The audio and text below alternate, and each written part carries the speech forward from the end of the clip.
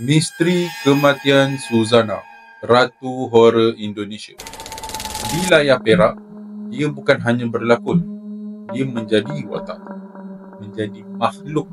Bila dia muncul, udara jadi senyap, darah jadi beku. Namanya Suzana. Pelakon yang paling menyeramkan dalam sejarah perfilman Indonesia. Atau mungkin paling menyeramkan yang pernah lahir di Asia Tenggara. Suzana Martha Frederica Van Os dilahirkan pada 14/1942 di Bogor. Berdarah campuran Jawa, Belanda dan Jerman. Dia membesar dalam keluarga yang sederhana tetapi sangat berdisiplin. Dia mula berlakon seawal usia 16 tahun dalam filem Asmara Dara. Tapi ramai kata sejak kecil lagi Suzana sudah lain daripada kanak-kanak yang lain. Dia suka duduk sorang-sorang, pandangan mata dia kosong dan dalam. Tahun demi tahun, wajah Suzana makin dikenali. Tapi bukan kerana kecantikannya, tapi kerana dia bawa sesuatu yang jarang pelakon lain ada, iaitu aura mistik. Dalam filem-filem seperti Sundal Bolong, Ratu Ilmu Hitam, Nyi Blorong dan Malam Jumaat Kliwon, dia jadi hantu. Tapi bukan hantu biasa. Dia adalah roh yang membalas dendam, yang penuh rasa sakit, yang sangat hidup. Ramai kru filem kata bila dia masuk saja watak tu, suasana set berubah. Lampu berkelip, kamera rosak, mikrofon tak berfungsi. Seolah-olah ada sesuatu yang lain sedang berlakon sama. Suzana bukan berlakon tentang alam gaib semata-mata. Dia hidup dalamnya. Dia sangat percaya pada amalan kejawen, kepercayaan spiritual orang Jawa.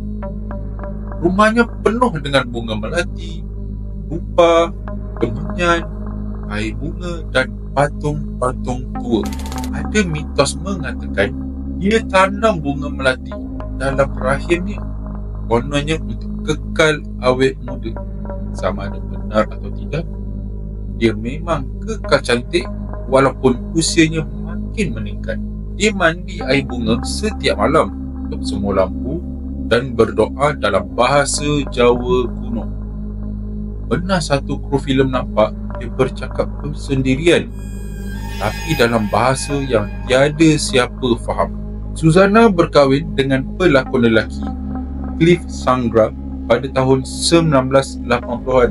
Mereka sering digandingkan bersama dalam filem, tapi kehidupan peribadi mereka sangat tertutup.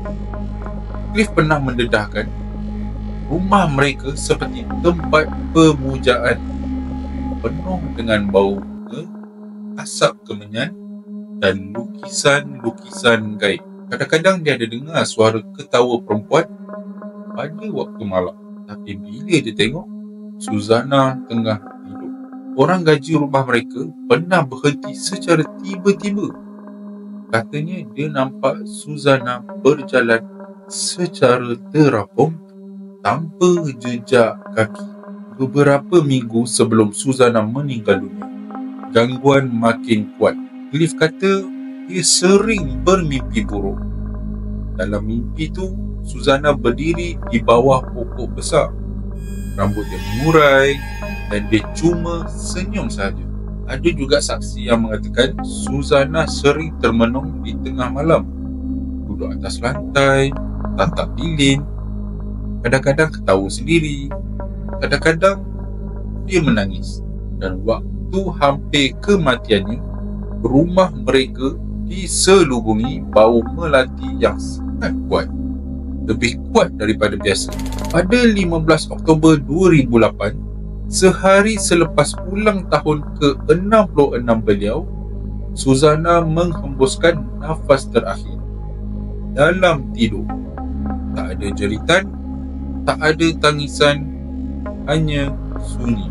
Cliff kata bila dia bangun pagi tu, Susana dah tak bernyawa. Tapi wajah dia tenang, senyum, seolah-olah dia tahu. Jiran-jiran kata mereka dengar bunyi gamelan halus pada malam tu. Padahal tak ada siapa buat kenduri, tak ada siapa yang buka radio, dan bau bunga masih ada berhari-hari selepas dia dikebumikan. Lepas kematiannya, misteri tak berhenti. Penjaga kubur kata malam-malam tertentu ada suara perempuan menangis. Kadang-kadang suara tertawa. Ada juga pengunjung kubur yang nampak bayangan putih lalu di belakang mereka. Cliff sendiri tak bebas daripada gangguan. Dia kata Susana datang dalam mimpi. Kadang-kadang berdiri depan pintu, kadang-kadang duduk di tepi katil. Tapi dia tak takut. Dia rindu. Orang kampung mula percaya roh Susana belum pergi, masih terikat dengan dunia. Pada tahun 2018, Luna Maya tampil sebagai Susana di dalam filem Bernapas Dalam Kubur. Ramai kata dia berjaya tiru gaya jalan, suara dan tatapan mata Susana. Tapi ada satu perkara yang tak boleh ditiru: aura sebenar. Susana bukan sekadar pelakon. Dia adalah fenomena. Dia satu roh yang hidup di dalam budaya dan kenangan rakyat Indonesia. Anak muda yang tak sempat hidup di era Susana pun kenal siapa dia, kerana namanya kekal hidup. Malam, bau melati, bayangan putih yang lalu sepintas, bunyi gamelan sayup-sayup. Kau fikir itu mimpi? Mungkin. Atau mungkin dia datang melawat. Susana tak pernah benar-benar pergi. Namanya hidup, auranya kekal, dan rohnya mungkin masih berada di sekitar kita. Jadi, kalau satu malam kau terjaga daripada tidur dan rasa seolah-olah ada yang sedang perhatikan dari hujung bilik, jangan takut, jangan jerit. Hanya tunduk dan ucapkan selamat malam, Ratu Horror.